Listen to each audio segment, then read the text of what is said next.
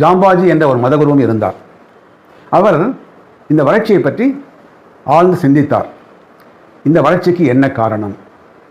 ஆக அப்பொழுது அவருக்கு தோன்றியது என்னவென்றால், மரம், மனிதன், விலங்கு இந்த மூன்றும் ஒன்றோடொன்று தொடர்புடையது.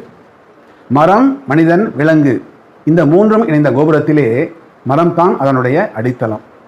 ஆக இப்படிப்பட்ட பாலைவனத்திலே வாழ வேண்டும் என்று சொன்னால் இயற்கை வளங்களை பேணி இயற்கையோடு இயைந்த வாழ்க்கை வாழ வேண்டும் என்று அவர் முடிவு செய்தார். அதன்படி அவர் 29 அறிவுரைகளை வழங்கினார். அவருடைய அறிவுரைகளை பின்பற்றியவர்கள் பீஸ்நாய்கள் என்று அழைக்கப்பட்டார்கள். அதில் முக்கியமான அறிவுரைகள் என்னவென்றால், மரங்களை வெட்டக்கூடாது, விலங்குகளை கொல்லக்கூடாது. அதன் பிறகு அங்கே மழை பொழிவிருந்தது. அந்த பீஸ்நாய் இன மக்கள் அதிக எண்ணிக்கையிலே வன்னிமரங்களை நட்டு வளர்த்தார்கள். அதுவும் பெரும் காடாக மாறியது. காலங்கள் உருண்டோடின.